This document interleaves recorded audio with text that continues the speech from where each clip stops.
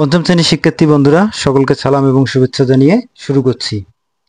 বন্ধুরা, প্রতিদিনের মতো আজও আছি আমি মোহাম্মদ ফরহাদ হোসেন। বন্ধুরা, আজ আমরা আলোচনা করব তোমাদের গণিত বিষয় নিয়ে। আজকে আমরা আলোচনা করছি পঞ্চম শ্রেণীর গণিত একটা গুরুত্বপূর্ণ অধ্যায় 9 শতকরা বিষয় নিয়ে। এই শতকরার আমরা পরিচিতি পর্ব নিয়ে আজকে আলোচনা করব। আলোচনা পর্বে সকলকে স্বাগত জানিয়ে শুরু করছি। বন্ধুরা, দেখো এখানে তোমরা একটা চিত্র দেখতে পাচ্ছ, তাই না? চিত্রটাকে 5 ভাগ করা হয়েছে, রং করা হয়েছে 3 ভাগ। তাহলে চিত্রটার ভগ্নাংশটার রূপ কি রকম হবে? এটা 5 ভাগের 3 ভাগ রং করা হয়েছে, তাই না? তাহলে আমাদের ভগ্নাংশটা হবে, দেখো, 5 ভাগের 3 ভাগ। এবার দেখো এখানে আরেকটি আমরা চিত্র দেখছি। এখানে 10টি ভাগ আছে, রং করা হয়েছে 60টি। তাহলে এটার ভগ্নাংশটা কত হবে? 10 ভাগের 7 ভাগ, অর্থাৎ 10-এর 7, তাই না? এবার আরো দেখি আমরা। এখানে দেখো একটা চিত্র দেখা যাচ্ছে। এখানে 20টা ভাগ আছে, রং করা হয়েছে 10টি। তাহলে এর ভগ্নাংশটা কত হবে? 20-এর 10। আচ্ছা, এবার দেখো, এবার একটা চিত্র দেখা যাচ্ছে অনেক বড়, তাই না?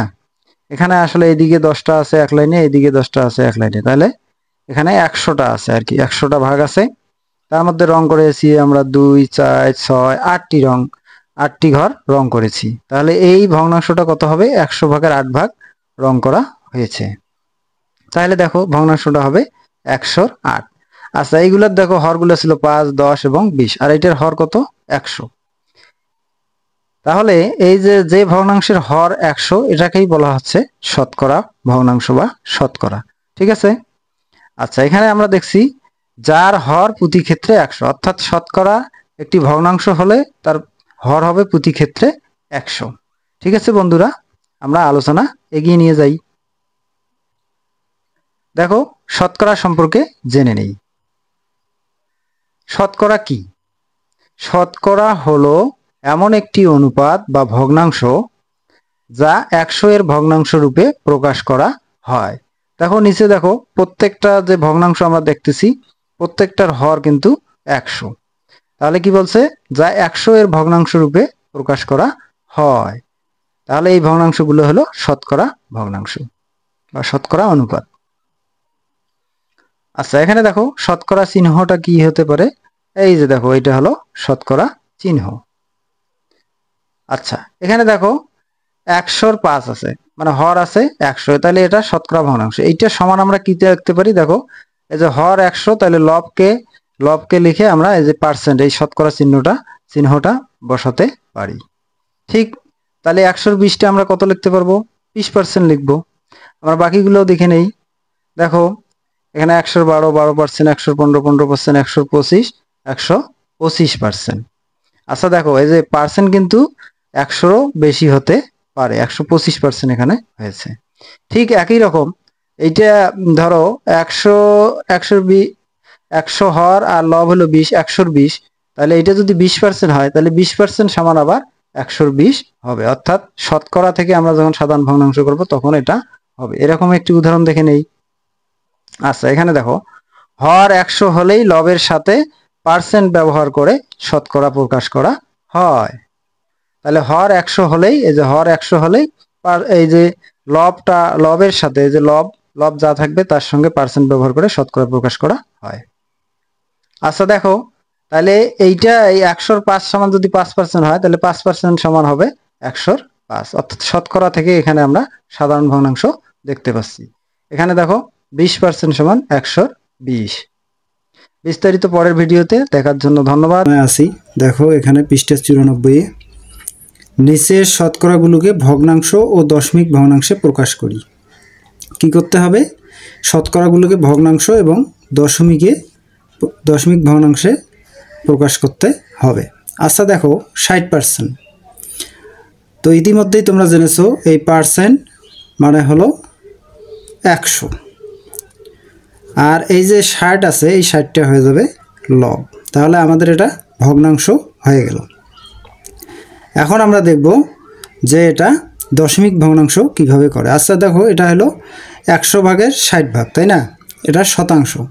তো 100 যখন হয়, দেখো 102টা শূন্য, তার মানে ডান পাশ থেকে 2 ঘর পর দশমিক দিতে হবে, যে 1 ঘর 2 ঘর, তার মানে দশমিকটা এখানে দিতে হবে। তাহলে তুমি দাও, এই যে এখানে দশমিক দিলা, কিন্তু দশমিকের পর নিয়ম অনুযায়ী আমরা একটা শূন্য দেব। ঠিক এটা দেখো, তাহলে এটা যদি 160 হয় তাহলে এটা হবে 134, যেহেতু 34% আছে। আচ্ছা, এটাকে দশমিক করলে 2 ঘর পর দশমিক, তাহলে 4 3-এর পরে দশমিকটা হবে, এই যে 4 3 তারপরে দশমিক, আর নিয়ম অনুযায়ী আমরা একটা শূন্য দিয়ে দিলাম। এখন দেখো, তাহলে 89%, তাহলে এটা 189 হবে। আর হর যেহেতু 100, তাহলে 2 ঘর পর দশমিক দিয়ে দিলাম, 9 8, এই যে দশমিক, আর নিয়ম অনুযায়ী শূন্য। এটা আছে 125%, তাহলে হর 100 হবে 125। এইখানে একটু দেখো, এই 125 লিখলাম, দেখো তাহলে 2 ঘর পর দশমিকটা দিতে হবে, তাহলে 1 2, এই যে দেখো এখানে দশমিকটা দিতে হবে। তাহলে এখানে কিন্তু দশমিকটা, যে দেখো 2 ঘর পর দিলাম, 1.25 হয়ে গেল। এবার দেখো নিচেরটা, এখানে কি হচ্ছে, নিচের ভগ্নাংশ ও দশমিক ভগ্নাংশগুলোকে শতকরা প্রতীক ব্যবহার করে প্রকাশ করতে হবে।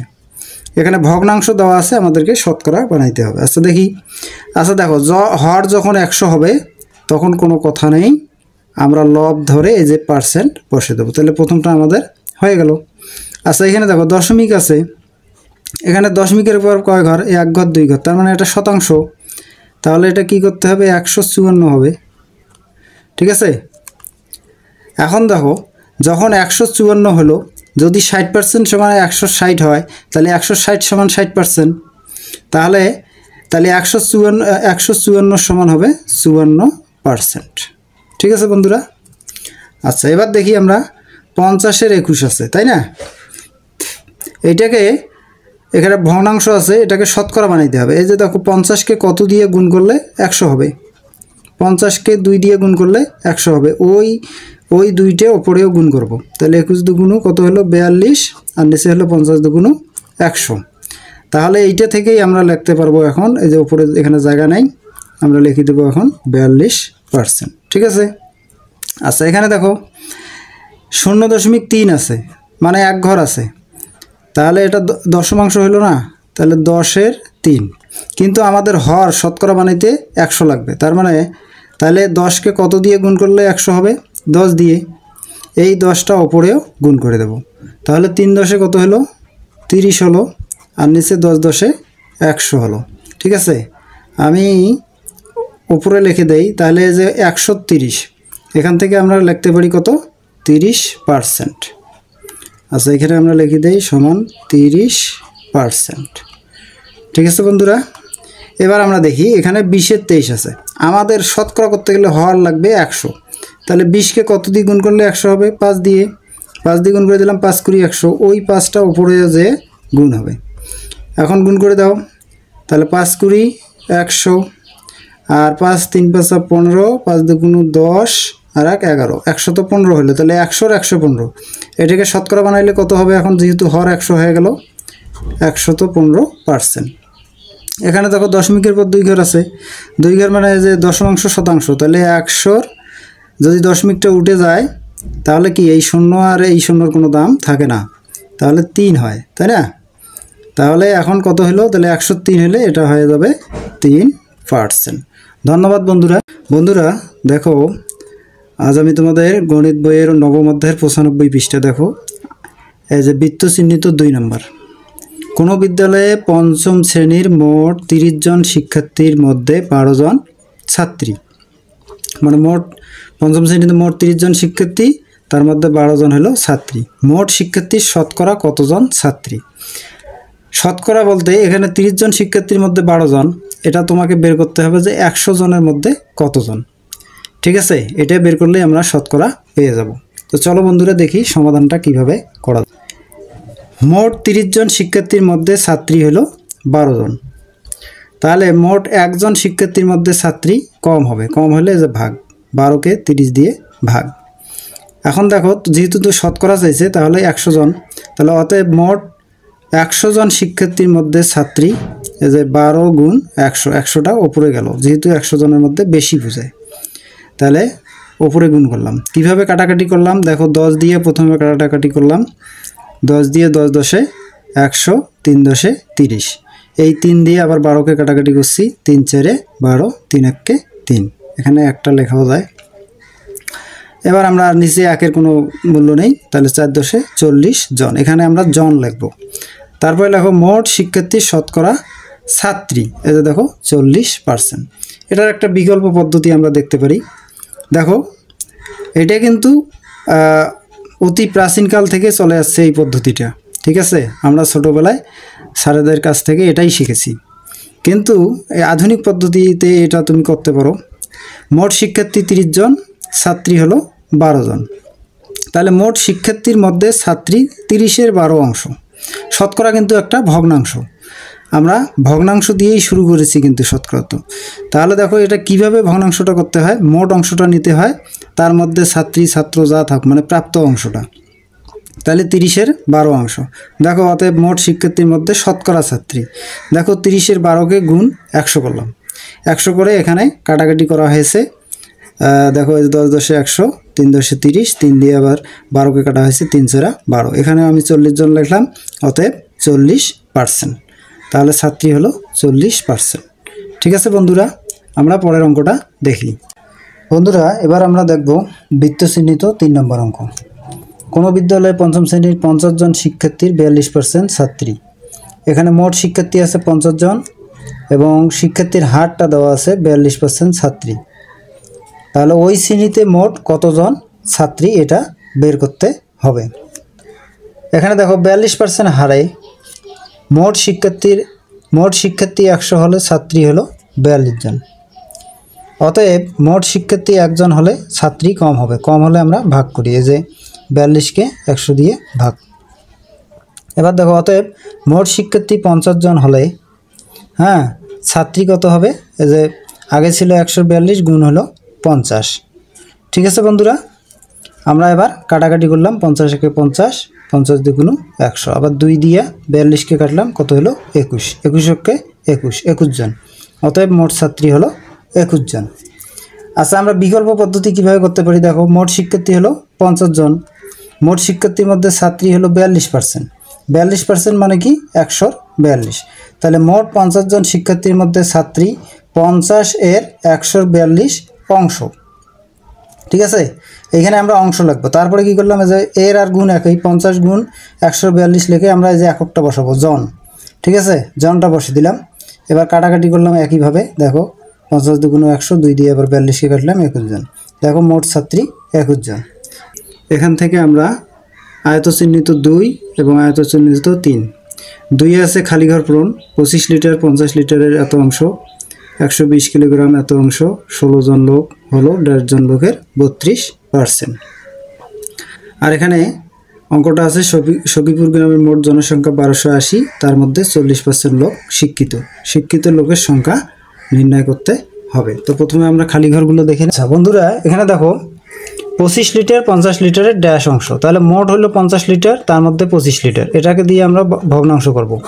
মোটটা যে হর হবে, মোটটা হর হবে। এখন হর দেখো 50 আছে, এটাকে আমরা 100 বানাইতে কি দিয়ে গুণ করতে হবে, 2 দিয়ে, এই 2টা উপরে গুণ, তাহলে 50 দুগুণ 100, 25 দুগুণ 50। ঠিক আছে বন্ধুরা, যখন হর 100 হয়ে গেল তার মানে এটা সমান হবে 50%, তার মানে এই শূন্য স্থানে বসবে 50। 120 কিলোগ্রামের 20%, দেখো এখানে আমরা প্রথমে কি করব, 20% সমান কত, 20% সমান হলো 120। ঠিক আছে, এখন মোট ছিল 120 কিলোগ্রাম, তাহলে 120 এর 120। ঠিক আছে, এখন এই 120 এর 120, এখন এটা কাটাকাটি করো, কাটাকাটি করলে কত হবে, এখানে 10 হবে আর এখানে হবে 12, এই 10 দিয়ে যদি 20কে কাটি দাও তাহলে 10 দুগুণ 20, তাহলে এখানে 12, এখানে 2, 12 দুগুণ 24, তাহলে 120 কিলোগ্রামের 20% হলো 24 কিলোগ্রাম। ঠিক আছে বন্ধুরা, এবার দেখো 16 জন লোক হলো 1.5 জন লোকের 32%, এখানে কিন্তু মোট কতজন লোক সেটা নেই, এইটা একটু বড় হবে। দেখো ধরি মোটটা হলো, মোট লোক হলো ক। ঠিক আছে, আচ্ছা তার মধ্যে আমাদের আরেকটা তথ্য লাগবে, যে 32% সমান কত, 100 32, তাই না? তাহলে ক এর 32% হলো এই 16 জন লোক। তাহলে দেখো ক এর 16 আর 132 এইটা সমান হলো 16। তাহলে এটা যদি এই কটা উপরে, এইটা তো এর গুণ, তাহলে 32 ক হয়ে যায় আর নিচে 100, এখানে হলো 16। এখন কি করবে, আরই গুণ করবে, এই 16 এই 100 আর এই 16। আর এখানে আমরা কি করি, আমরা ওই যে চতুর্থ অধ্যায়ে দেখছি যে গাণিতিক প্রতীক এবং খোলা বাক্যর অঙ্কগুলো, এই যে অক্ষর প্রতীকটা এখানে থাকবে, যে 32 ক এর নিচে গুণ হইতো, নিচে তো 1 আছে, তাই না? মনে মনে 1 ধরতে হবে। তাহলে 1 দিয়ে গুণ করলে 32 কয় হয়। এখন আমরা 100 গুণ 16, এটা আর গুণ করলাম, এই 100 আর 16। আচ্ছা, এখন কি থাকবে, এই ক থাকবে, ওটা আমরা গুণ করলাম না, কাটাকাটি করে দিব। এখন এই 32 যায় এখানে নিচে পড়বে, অর্থাৎ ভাগ হবে। এখন এটা আমরা কাটাকাটি করতে পারি, 16 দুগুণ 32, আর 2 দিয়ে যদি 100কে কাটি কত হয়, 50।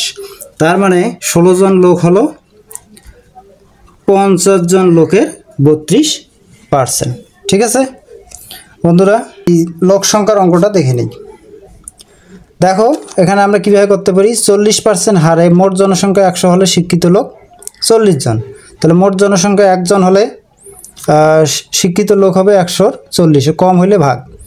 অতএব 1280, মোট জনসংখ্যা ছিল 1280, এই যে গুণ হলো 1280। কাটাকাটি করলাম, প্রথমে 10 দিয়ে কাটলাম, 10 দিয়ে কাটলে এখানে 180 128 হয়, আর নিচে হয় 10, 10 10 100। এই 10 দিয়ে আবার 40কে কাটছি, 4 10 40, এবার 4 দিয়ে 128কে গুণ করে কত হলো, 512 জন। বিকল্প পদ্ধতি আমরা করতে পারি, মোট জনসংখ্যা 1280 জন, তার মধ্যে শিক্ষিত লোক হলো 40%, 40% সমান কত, 140। তাহলে মোট 1280 জনের মধ্যে শিক্ষিত লোক হলো 1280 এর 140 অংশ।